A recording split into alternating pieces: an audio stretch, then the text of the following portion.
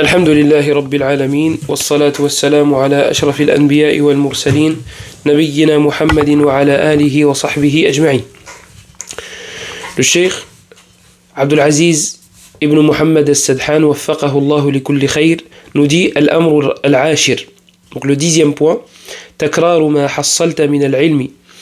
Le fait de répéter ce que tu as appris comme science, سواء كان محفوظا أو مفهوما أو مقروءا, que ce soit en rapport avec la mémorisation ou avec la compréhension ou avec la lecture.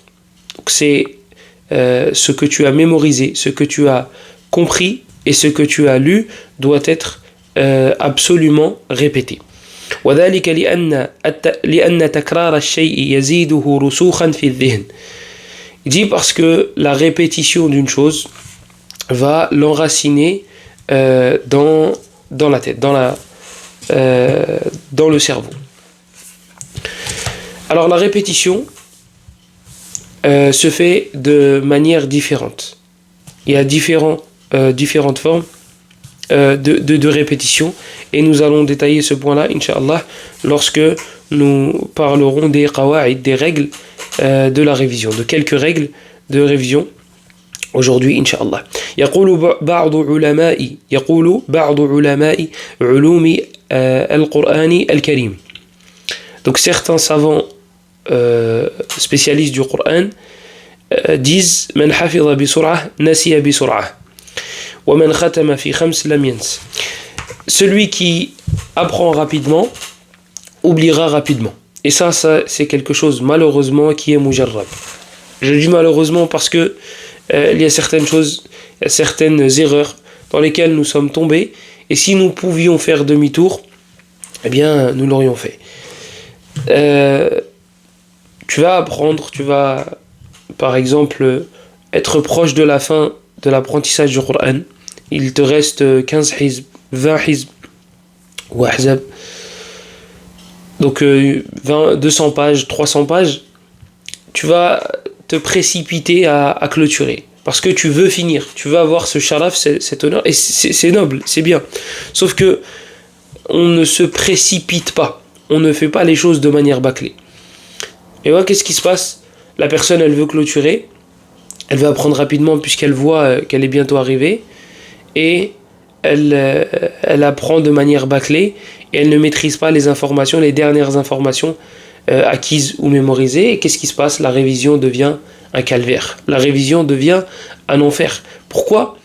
Parce que tu vas devoir te battre pour récupérer ce que tu étais censé avoir. Et c'est plus difficile pour le nefs. C'est plus difficile pour l'âme, parce que toi tu pars du principe que mathalan, si la surat al-Baqarah c'est la dernière surat que tu as prise, donc je sais pas moi, Nisa, al-Baqarah et Imran, ce sont les 3 dernières que tu as prises. Toi lorsque tu vas les apprendre, tu vas te dire je les connais pas, je les apprends, c'est normal que je répète et que je répète et que je répète. Taïb, quand tu te dis que tu les as apprises, lorsque tu vas les lire, ces soirs-là, tu ne vas pas les répéter comme si tu ne les avais jamais apprises. Parce que tu pars du principe que tu les connaissais. Et tu pars du principe que tu les connais encore. Sauf que mauvaise surprise, tu ne les connais pas. Tu ne les connais pas. C'est comme si que tu ne les avais jamais apprises. Et donc du coup là, tu vas devoir recommencer à zéro la mémorisation. Mais là, la mémorisation, elle est beaucoup plus difficile. Parce que psychologiquement, là, tu es atteint. Tu te dis, il faut que je recommence l'apprentissage de ces soirs-là. J'ai galéré à les apprendre, il faut que je recommence. Je pensais les avoir déjà apprises et acquises, et moi j'étais passé à autre chose. Ça, c'est si tu fais ça avec le Baqarah, les Imran et le Nisa, mais si tu fais ça avec la moitié du Coran, que dire de ceux qui font ça avec tout le Coran? Lorsqu'ils apprennent, ils ne maîtrisent pas leurs informations. Bah là, ça devient de plus en plus dur. La révision devient difficile. Bah, logiquement, je ne vais pas continuer à apprendre, puisque voilà l'état de ma révision. Ça sert à quoi que je mette de l'argent de côté? Ça sert à quoi que j'aille chercher de l'argent, que j'aille travailler pour me faire des sommes, si à chaque fois que je mets de côté, bah on me vole? Autant que je reste à la maison, protéger ces biens-là. Et bien du coup, il délaisse l'apprentissage, et comme la révision, bah ça devient quelque chose ça devient une corvée énorme pour cette personne-là, et ben il délaisse la révision. Et il délaisse la révision et l'apprentissage, et après il dit la science c'est pas pour moi. Non, c'est juste qu'il y a des façons de faire. Il y a des façons de faire. Et apprends d'autrui. Apprends des erreurs d'autrui. Et ça peut être, tu t'imagines, 5 ans, 6 ans, 7 ans à apprendre le Coran. Et au bout des 7 ans, toi, tu es tout content et tu te dis, ah, mashallah, ça y est, je vais réciter le Coran par cœur. Et tu trouves rien ou presque rien. Donc, des fois, ça peut être des dégâts qui peuvent s'étaler sur 7 ans, 8 ans, 9 ans, peut-être même plus. Et comme je l'ai dit, l'état psychologique, après, bah, le mental, il prend un coup. Il en prend un coup. C'était une parole de Ibn al-Jawzi, rahmatullahi alayh. فكم ممن ترك الاستذكار بعد الحفظ فضاع زمن طويل في استرجاع محفوظ قد نسي. Il disait فكم ممن ترك الاستذكار. Combien de personnes ont délaissé l'istidkar, yani la révision. On va traduire ça comme ça. Combien de personnes ont délaissé la révision et cela a eu comme résultat فضاع زمن طويل. Il a dû perdre beaucoup de temps, il a dû dépenser beaucoup de temps pour récupérer ce qu'il avait déjà mémorisé. Pour récupérer ce qu'il avait déjà mémorisé. Ibn al-Jazari aussi, il disait وَمَنْ تَرَكَ التَّكْرَارَ لَا بُدَّ أَنْ يَنْسَى. Et celui qui délaisse la répétition, il va forcément oublier. Forcément. Hassan al-Basri, il disait, pourtant Hassan al-Basri, rahmatullahi alayh, il fait partie des tabi'in, et des personnes qui avaient une mémoire, et il fait partie des rapporteurs qui sont fiables. Il disait Inna lana kutuban nata'ahaduha. Nous avons des livres que nous répétons souvent. Il me semble aussi que c'était Abu Ishaq al-Shirazi rahimahullah qui disait Kuntu u'idu kulla darsin alfa marra. Je répétais chaque cours 1000 fois. 1000 fois. Donc, il n'y a pas de secret. Il n'y a pas de secret, il faut faire les choses correctement, et c'est pas le fawda. C'est pas j'apprends, Inch'Allah, je révise. Quand j'ai envie, quand ça me passe par. Quand j'y pense, je révise. Voilà, non, il faut que tu aies un lien avec tes infos, mais un lien comme le lien que tu as avec ta mère. Ta mère, tu l'appelles tous les jours, tu lui envoies des messages tous les jours. Tu demandes comment elle va tous les jours. Tu invoques pour elle tous les jours. On espère que c'est ça le lien qu'on a avec nos mères. Avec nos parents, mais avec nos mères en particulier. Attention, c'est ça. Soit bar bi'ilmika. Soit assidu à nouer les liens avec ta science. Donc celui qui apprend rapidement oubliera rapidement. Et celui qui finit tous les 5, eh bien, il n'oubliera pas. Tous les 5, yani, qui finissent le Coran tous les 5 jours. Qui finissent le Coran tous les 5 jours. Donc là, il a donné l'exemple avec le Coran. On va calquer ça sur la sunna, sur les kutub, etc., etc. Donc en gros, celui qui a clôturé, celui qui a fini d'apprendre le Coran et qui finit de le réciter tous les 5 jours, eh bien, il l'oubliera jamais. Bi'idhnillah. Il l'oubliera jamais. Donc ça fait 6 fois par mois. 6 fois par mois. Donc 6 fois par mois, tu clôtures le Coran, après l'avoir appris, tu vas pas l'oublier. Bi'idhnillah, tu vas pas l'oublier. On va dire que nos motivations, voilà, on va y aller tadarrujan. Donc on va dire tous les 10 jours. Tous les 10 jours, et après tu le finis 3 fois par mois. Là, tu veux toi, tu es dans une optique de t'améliorer. Donc, tous les 10 jours, j'essaye pendant 6 mois. Je me suis habitué, ça y est, j'essaye tous les 7 jours. Enlevez le mot essayer. Je le fais tous les 7 jours. Tous les 7 jours, ça fait 4 fois par mois. Je le fais pendant 6 mois. 6 mois, j'ai réussi, alhamdoulilah. Après, je passe à une autre étape. Je le finis tous les 5 jours. Tous les 5 ou 6 jours. C'est faisable. Si quelqu'un a réussi à le faire, on peut le faire. Il y a que la personne, c'est pas un prophète. Les personnes qui font ça, ce ne sont pas des prophètes. Ce ne sont pas des personnes qui n'ont pas de famille, qui n'ont pas de travail, qui n'ont pas... Non, il y a des gens qui travaillent et qui font ça. Alors pourquoi nous on ne pourrait pas? Pourquoi nous on ne pourrait pas? Là, on part du principe que la personne a clôturé le Coran. Elle a fini de l'apprendre. Donc on lui donne ce barnamaj-là. On lui donne ce programme-là. Tu as fait la même chose avec ta science écrite. Tu as appris les 3 fondements. D'accord? Tu as étudié les 3 fondements avec Cheikh Foulen. Tu as pris des notes. Tu as récité tes notes à un autre étudiant en sciences plus compétent que toi et plus ancien que toi. Il t'a validé. Tu as bien compris les infos que tu as écrites. Yallah. Commence le barnamaj. Commence le programme. Rappelle-toi de cette règle-là. Celui qui finit tous les 5 n'oubliera pas. Alors qu'est-ce qu'on fait? On prend l'exemple avec les 3 fondements. Les 3 fondements, je le finis le premier mois. Donc après être passé par ces étapes-là, j'ai pris des notes, j'ai récité mes notes, donc j'ai pris des notes sur un brouillon, j'ai mis au propre, j'ai bien structuré, j'ai bien fait en sorte de pas trop m'étaler, de dire peu, de dire beaucoup avec peu de mots, etc. etc. J'ai récité ça, j'ai récité ces notes-là à quelqu'un de plus compétent que moi. Il m'a validé mes notes, il m'a dit que voilà, j'avais bien compris, alhamdoulilah, j'ai pas coupé les propos du cheikh, etc. etc. etc. Là, je passe à cette étape-là. L'étape est la suivante. Donc moi, j'apprends chaque page, on mémorise, etc. etc. Une fois que j'ai mémorisé, je vous ai dit, il faut une sila, il faut un lien avec cette science. Alors, c'est quoi ce lien? On va partir de ce principe-là, qu'il faut clôturer tous les 5 jours. D'accord? Donc moi, mon cahier de Thalathatul Usul, des 3 fondements, il faut que je le finisse en 5 jours. D'accord? Vous savez quoi? On va changer un peu. On part du principe qu'on est des gens motivés, hein, et que les 3 fondements, ça tient sur un petit cahier, enfin un cahier moyen comme ça, sur, je sais pas moi, on va dire une quinzaine ou une vingtaine de pages. J'avais les notes de l'explication de Cheikh Talha Al-Husaymi. Dommage, je l'aurais préparé et j'aurais regardé en combien de pages ça a tenu, les notes. Il me semble que c'était une quinzaine de pages. Quinzaine de pages d'un cahier comme ça. D'accord? Et les pages n'étaient pas remplies. On va partir de ce principe-là. 15 pages. Une page, c'est un peu moins d'1 minute à réciter rapidement les pages des notes, là, si tu remplis pas. Donc, même pas 1 minute, fois 15, voilà, ça fait, on va dire, 10 minutes. 10 minutes, je clôture mes notes des 3 fondements avec l'explication, moi, par exemple, de Cheikh Al-Husaymi.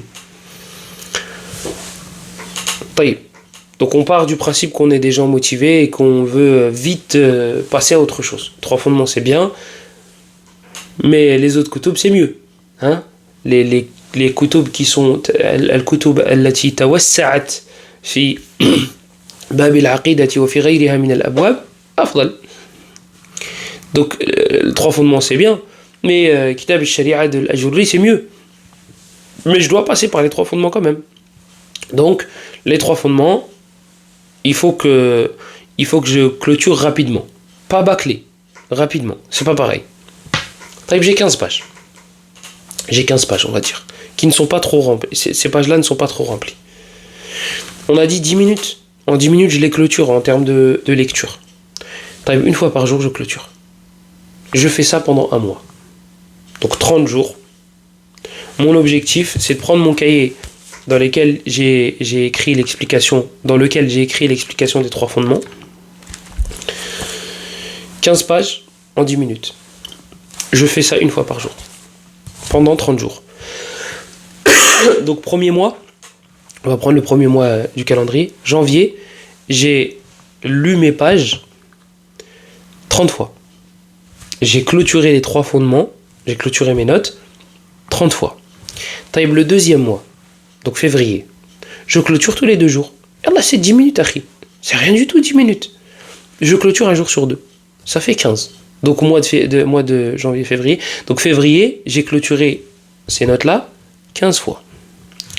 Le mois de mars, je fais 1 fois tous les 3 jours. Le mois d'avril, je fais 1 fois tous les 4 jours. Le mois... Et moi, vous avez compris. Jusqu'à ce que j'arrive à un niveau où je n'ai besoin de réciter et de lire ces pages-là qu'1 fois par mois. 1 fois par mois. Ça y est, baraka. 1 fois par mois, cela me suffit. J'ai pas besoin de répéter j'ai pas besoin de répéter 10 fois ou 20 fois ces pages-là. Parce que je suis passé par le mois de janvier et le mois de février et le mois de mars. Mon frère, je répétais une fois tous les jours. L'autre, pendant un mois, je répétais une fois tous les 2 jours. L'autre, le mois de janvier, février, mars. Le mois de mars, je répétais une fois tous les 3 jours. Je suis passé par ces étapes-là. Donc les 3 fondements, l'explication de l'Usaymi, par cœur. L'Usaymi, c'est un exemple. Par cœur. Donc moi, j'ai pas besoin de le faire tous les jours. Et tu vas me dire, oh, mais c'est un khir de le faire tous les jours. Oui, mais akhi, là, il y a d'autres matières qui se sont ajoutées. Entre-temps, on part du principe qu'on est des gens motivés. Entre-temps, tu as étudié un autre livre dans l'Aqidah. Peut-être Al-Qawaid al-Arba', par exemple, les 4 règles. Donc les 4 règles, entre-temps, tu les as terminées. Tu les as terminées et ça tient sur ton cahier aussi en quelques pages. Bon, là, par contre, c'est vraiment court. C'est vraiment beaucoup plus court que les 3 fondements. Et là, par contre, ça, je me rappelle, le Usaymi, le cahier, c'était sur 5 pages. Mes notes tiennent sur 5 pages. Très bien, 5 pages. On repart du même principe, que c'est moins d'1 minute par page. Ça fait combien 5 pages 3 minutes. En 3 minutes, je clôture mes 5 pages. En 3 minutes, je clôture mes 5 pages. Donc là, pendant que j'étais en train de maîtriser, d'essayer de maîtriser, de passer par les étapes de la maîtrise des 3 fondements, j'ai fini les 4 règles. Et bien les 4 règles, je fais la même chose. Les 4 règles, je les ai terminées fin janvier, par exemple. Eh bien mon mois numéro 1 pour les 4 règles, c'est le mois de février. Donc le mois de février, je clôture les notes de Al-Qawaid al-Arba' des 4 règles une fois par mois. Donc mon programme, c'est quoi au mois de février? C'est de finir les 3 fondements une fois tous les 2 jours. Et les 4 règles, Al-Qawaid al-Arba', une fois par jour. Ça, on a dit 10 minutes. Ça, on a dit 3 minutes. 13 minutes. Voilà ce qu'on va demander de toi. On est au mois de février. Là, le mois de février est en train d'avancer et tu as ce barnamaj-là. Tu as ce programme-là. Pendant le mois de février, tu vas étudier un 3e livre. Tu le finis fin février. Tu arrives le mois de mars. Tu as 3 livres à réviser. Tu as 3 livres à maîtriser. Les 3 fondements, les 4 règles, et on va mettre en 3e... certains mettent Kitab Tawhid en 3e. Mais Kitab Tawhid, il est un peu plus long. Il est beaucoup plus long même que les 2 précédents. On va mettre en 3e Nawaqid al-Islam, ou bien l'Usul al-Sitta. Donc, le 3e, Nawaqid al-Islam, les 10 annulatifs de l'Islam, parce qu'il est court aussi, et si tu l'étudies avec un sharh, qui met en évidence les règles du takfir, c'est parfait. Comme ça, tu tombes pas dans l'excès, et tu tombes pas non plus dans le laxisme. Il n'y a pas de koufar sur terre. Les gens du livre, c'est des musulmans. Enfin, c'est pas des musulmans, mais c'est des croyants. Parce qu'Allah, il les a appelés les gens du livre. Et l'autre excès, c'est tout le monde est mécréant. Donc si tu écoutes un sharh d'un cheikh qui te met des qawaïd comme ça, c'est parfait. Al-Muhim. Donc là, on est janvier, février, on est au mois de mars. J'espère que je ne me suis pas perdu. Donc janvier, on a terminé les 3 fondements. Février, on a terminé les 4 règles. Donc là, on est au 3e mois. 3e mois, je fais la même chose. Et du coup, ça fera 3 matières. Enfin, 3 livres. 3 livres à réviser. Bien au bout du 4e mois. Mais ça va pas te demander beaucoup de temps. Là, si tu rajoutes les 10 annulatifs de l'islam à ton programme, combien de temps ça va te demander? Les 10 annulatifs de l'islam, on va dire qu'ils tiennent sur une quinzaine de pages. Une quinzaine de pages dans ton cahier moyen à toi. Donc 5 pages consacrées à Al-Qawaid, 5 pages consacrées au Qawaid, aux règles du takfir, etc. etc. Man thabata islamuhu biyaqin, fala yazulu islamuhu illa biyaqin. Par exemple, celui dont on connaît l'islam avec certitude, on ne pourra lui enlever l'islam qu'avec une certitude. Pas dire je crois il est kafir, je pense qu'il est mécréant. Non, si yashhad an la ilaha illallah zahiran, Il te dit Ashhadu an la ilaha illallah wa anna Muhammadan Rasulullah. Il prie à côté de toi dans la mosquée. Toi, tu ne pourras pas lui enlever l'islam comme ça avec un doute qui te passe par la tête. C'est pas possible. Ça, c'est une règle. C'est quoi quels sont les arguments des gens de la sunna qui vont en concordance avec cette règle? Là, tu prends une page. Donc, tu notes 3 hadiths par exemple. Deuxième règle, troisième règle, quatrième règle, si le cheikh t'en cite 5 par exemple, tu consacres 5 pages au qawaïd. Et une page par annulatif. Une page par annulatif. Donc ça te fait 15 pages. 15 pages, on a dit tout à l'heure, c'est une dizaine de minutes, même pas.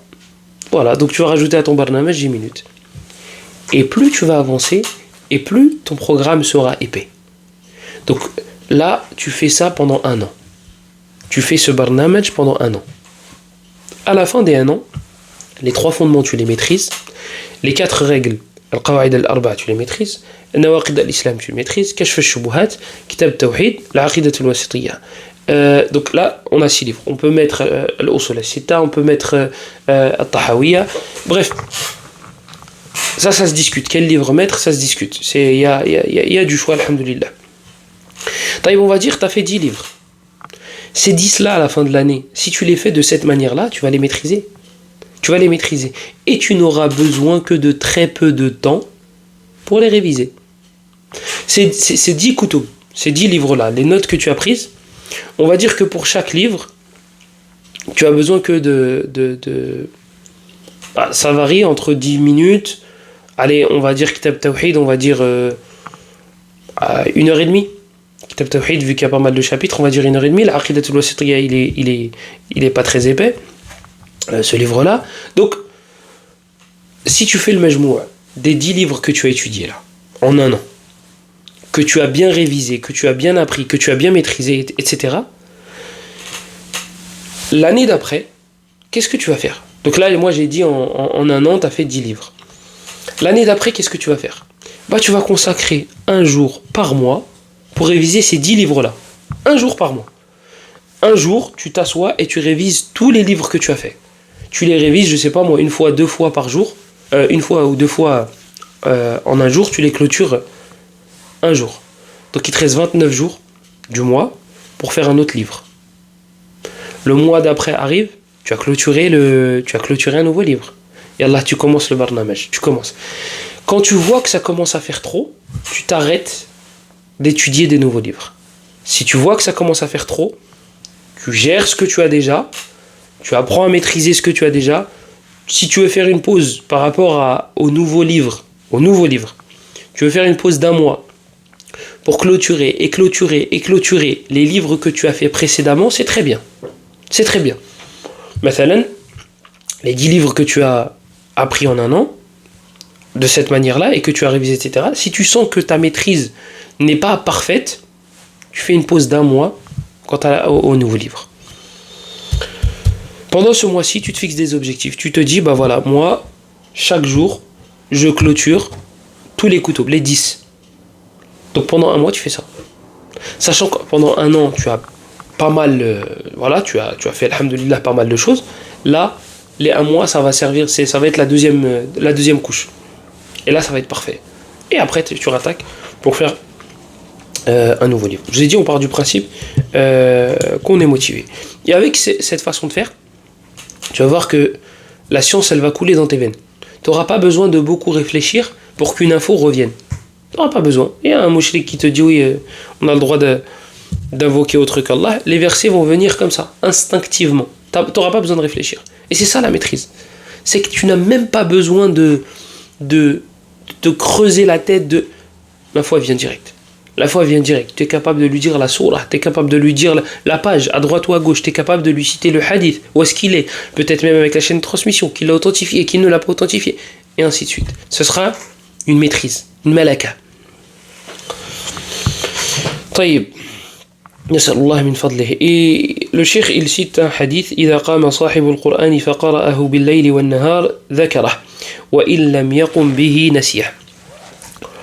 Il cite un hadith comme quoi le prophète sallallahu alayhi wa sallam aurait dit que صاحب القرآن, celui qui a le Coran, qui est avec le Coran, qui a appris le Coran, s'il le récite la nuit, S'il le récite la nuit et la journée, s'il le récite, j'ai du mal à traduire l'expression parce que nous, en français, on dit matin, midi et soir. Et eux, ils disent layl wa nahar, ou laylan wa naharan. Ils disent nuit et jour. Ah, quoi que ça existe. Donc en gros, celui qui le récite la nuit et qui le récite le jour, le Coran, il ne l'oubliera pas. Il ne l'oubliera pas. Et celui qui ne le récite pas, eh bien il l'oubliera. Et il me semble que c'est Mohammed al-Amin al-Shanqiti dans son tafsir qui dit que la meilleure manière de maîtriser le Coran, c'est de le réciter la nuit. Et ce n'est pas propre au Coran. Ce n'est pas propre au Coran. Lorsque vous vous levez la nuit, au milieu de la nuit, et que vous ouvrez vos cahiers, vos notes pour les réviser, eh bien, c'est une des plus grandes aides pour que vous puissiez maîtriser vos informations. وورد أن ابن عمر رضي الله عنهما مكث بضع سنين في حفظ سورة البقرة. نعم, هذا ce أثر-là, je ne connais pas de Abdullah ibn Umar رضي الله عنهما, comme quoi Abdullah ibn Umar رضي الله عنهما aurait pris 9 ans pour clôturer Surat al-Baqarah. Donc moi ce récit je ne le connais pas, je l'ai entendu de Umar ibn al-Khattab رضي الله عنه, comme quoi il aurait pris 9 ans ou bien 10 ans pour mémoriser Surat al-Baqarah. Certains disent que ici ce qui est voulu c'est pas vraiment la mémorisation. C'est pour ça que bon, j'étais un peu réticent quant au fait de traduire et de lire ce affaire-là.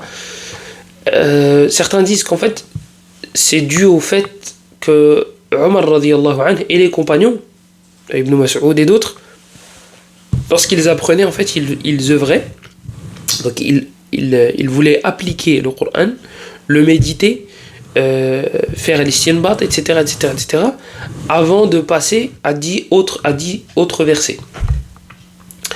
À 10 autres versets. 10 autres. Je suis fatigué. La ilaha illallah.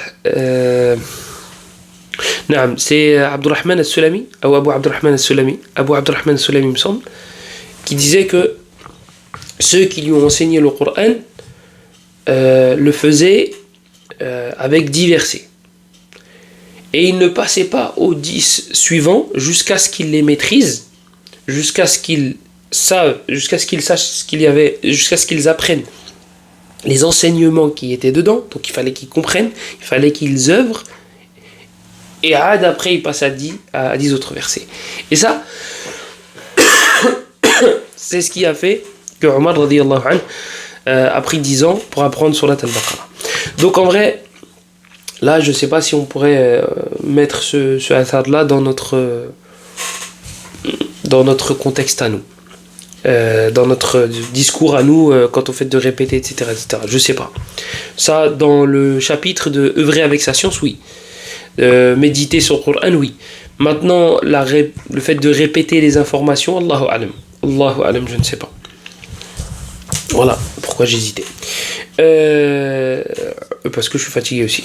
Donc, parce que j'hésitais, parce que je savais pas s'il était bon de traduire cela, et je savais pas, et j'hésitais parce que je suis très fatigué. Parmi les règles pour la révision, il y a des choses pour éviter l'ennui. Et j'ai mis ça sous forme, je me suis fait une phrase pour retenir avec un moyen mémotechnique: varie les séquences en avance. Donc varie. Il faut varier les façons. Donc il faut varier deux choses. Varier al-mahfoudat, varier ce que tu vas mémoriser. Donc ne mémorise pas tout le temps la même chose. Si c'est du Coran par exemple, et que 1 heure, toi tu sais que tu tiens pas, et ben mémorise le Coran pendant 20 minutes, mémorise, là on a dit les 3 fondements tout à l'heure, les 3 fondements pendant 20 minutes, et après tu tournes comme ça, 20 minutes. Donc varier, ça veut dire varier la matière. Et deuxièmement, varier la manière. Donc tu peux changer ta façon de répéter. Al-Muhim, ça, je sais pas si j'en ai parlé. Il y a une playlist sur la mémorisation. Je sais pas si j'en ai parlé, mais si, Inch'Allah, si Allah le veut, on en parlera quand on arrivera au conseil pour la mémorisation. Les séquences. Donc les séquences, à quoi ça fait référence? Ça fait référence au fait de découper ça. Donc fait de manière coupée et j'ai pas envie de dire éparpillée parce que il faut pas s'éparpiller. Mais ce que je veux dire par là, c'est 20 minutes j'apprends, je mémorise, 5 minutes je fais une pause. 20 minutes je mémorise, 5 minutes je fais une pause. 20 minutes. Vous avez vu? Là ça fait des séquences. Là ça fait des séquences. Donc c'est ce qui est voulu par séquence. Varie les séquences en avance. En avance, Yani ne t'y prends pas la dernière, ne t'y prends pas la dernière minute. Pourquoi ne t'y prends pas à la dernière minute? Pour deux choses, pour deux raisons. La première, c'est que ta révision, la qualité de ta révision, va en prendre un coup. Si moi je dois réviser 200 pages pour demain matin, d'accord? 200 pages. Bah, les 200 pages, je vais les réviser de manière bâclée, parce que c'est 200 pages, frérot. C'est pas mal quand même. 200 pages, c'est énorme. 20 hizb. Les réviser, là c'est pas les lire, je dois les réviser pour demain. Donc ma révision elle va en prendre un coup, la qualité de ma révision va en prendre un coup si je m'y prends à la dernière minute. Contrairement au fait de s'y prendre en avance. Donc ça c'est la première chose. Donc pour éviter la... Je relis mes notes. Non. Donc pour éviter cela, pour éviter que la qualité en prenne un coup, eh bien je vais y aller, je vais me prendre en avance. La deuxième chose, c'est pour éviter la surcharge. Pour éviter la surcharge. La surcharge, ça va entraîner la panique, etc. 200, punaise, comment je vais faire, etc. Bah tu sais quoi, vas-y, déjà 50 c'est pas mal. Hein. Voilà. Parce que la surcharge, et ça va me frustrer. Alors que si je me prends en avance, on le connaît, hein. On a été à l'école, pas longtemps, mais on a été à l'école. À chaque fois, c'était la veille du contrôle. On ouvrait vite fait parce que, bah, voilà. Donc ça, c'est quelques règles pour éviter l'ennui. Maintenant, comment se motiver à réviser? On peut le mettre aussi dans l'apprentissage, dans la mémorisation aussi. Alors, besoin de projet pour questionnement sur l'amour-propre. Voilà les quelques points qui vont nous aider. Alors, projet, non, besoin de projet. Le besoin. Lorsque tu sens que tu as besoin de la science, lorsque tu sens que tu as besoin de ces informations-là, crois-moi mon frère, tu vas être motivé à apprendre et tu vas être motivé à réviser. Et rappelez-vous de l'histoire de Zayd ibn Thabit, lorsque le prophète sallallahu alayhi wa sallam lui a dit « J'ai peur pour le Coran.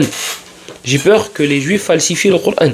Donc, apprends leur langue. » Et il a appris leur langue, oh, subhanallah, en 14 jours. En 14 jours. Et il l'a maîtrisé. Pourquoi? Parce que il y avait un besoin. Alors, j'ai même pas besoin de vous faire un dessin pour vous faire comprendre qu'on a besoin de la science à notre époque. Comme il disait Cheikh Ibn Uthaymin dans Kitab al-Ilm, il dit la science elle est méritoire. De base elle est méritoire. Mais à notre époque, encore plus. À notre époque, encore plus. Donc besoin de projet. Avoir un projet. Avoir des objectifs, avoir quelque chose. Lorsque tu as un projet, eh bien ça va être source de motivation pour l'apprentissage et pour la révision. Moi, je ne vais pas m'étaler sur projet, sur des exemples de projets, etc. Et on va voyager ensemble avec nos esprits. Ouais, j'aimerais être professeur à Médine avec ma chaise, etc. Et que mes collègues soient des grands savants, etc. etc. Voilà. Besoin de projet pour questionnement. Donc après, d'être questionné. Après, soit une question qu'on t'a posée, soit une question que tu t'es posée tout seul. Ça peut être source de motivation. Je me suis posé une question, moi je m'en souviens. Je vais en parler, Inch'Allah, dans Al-Wabil al-Sayyib. Je m'en souviens, il y avait une femme dans ma famille qui était sortie la nuit, après le travail, et elle avait extrêmement peur. Et elle m'a dit, je me suis retrouvé dans le noir, etc. etc. Et j'avais tellement peur que je me suis mis à appeler le prophète sallallahu alayhi wa sallam. Moi, j'étais très triste. Et je lui dis de se repentir, etc., etc. Mais moi, ce qui m'a attristé, c'était l'état de ses hasanat. Elle a fait du shirk. Elle a fait du shirk akbar.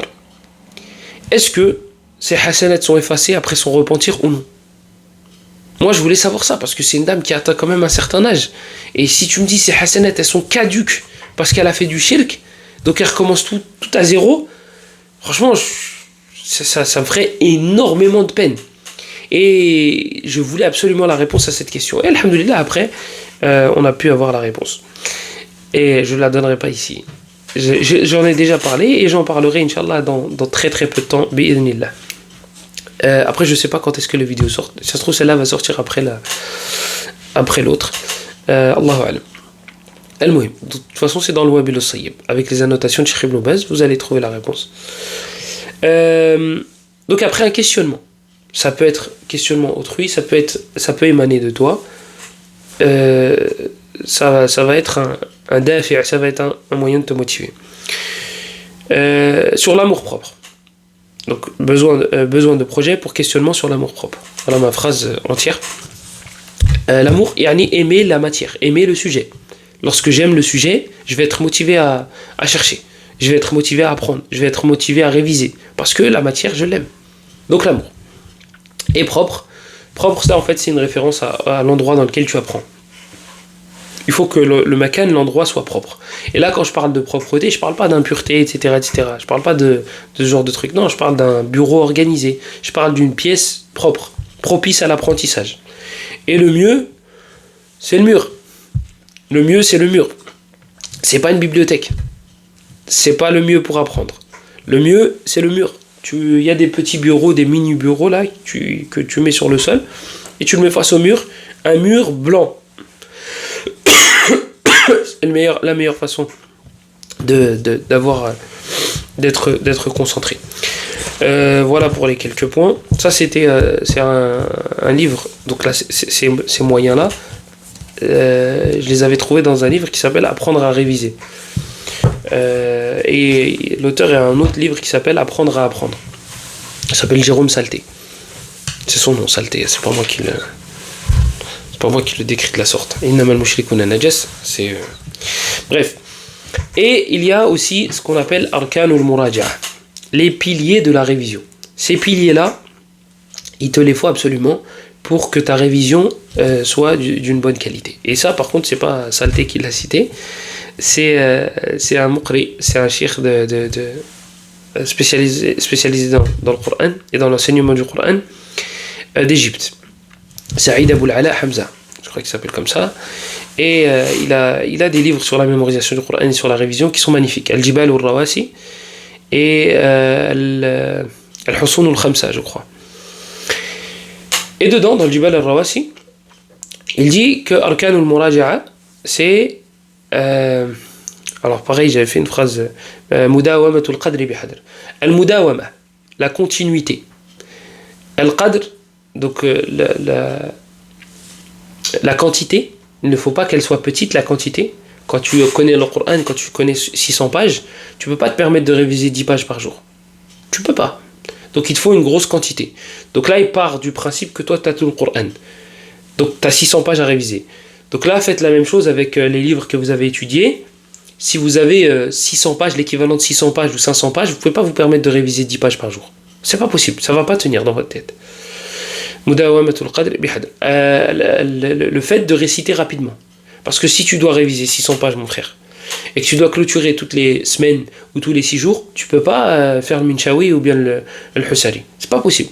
Sinon, la révision, elle va te prendre 10 heures par jour.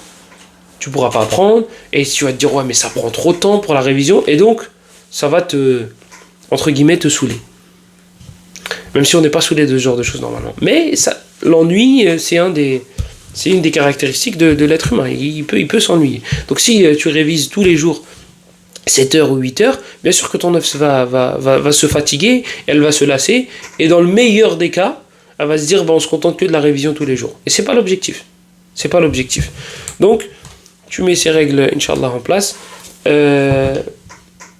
Et rappelle-toi de la règle que Hafid ibn Ahmed al-Hakami, rahmatullahi alayhi, a citée dans, il me semble que c'était al-Lu'lu, المكنون في أحوال الأسانيد والمتون فلا يملن كما تكرر لعله يحلو إذا تقرر. Il me semble que c'était dans ce livre-là qu'il a cité ce vers de poésie, que la répétition ne t'ennuie pas, car il se peut qu'une fois que tu maîtriseras ces informations, elles deviendront délicieuses.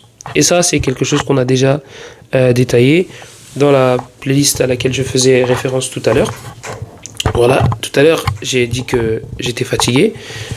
Et dans mon nafs, depuis que j'ai dit ça, ça me gratte. Ce n'est pas à cause d'une révision intensive ou un apprentissage studieux.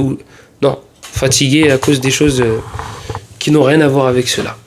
Voilà, comme ça c'est clair. هذا والله أعلم وصلى الله وسلم وبارك على نبينا محمد وعلى آله وصحبه أجمعين والحمد لله رب العالمين.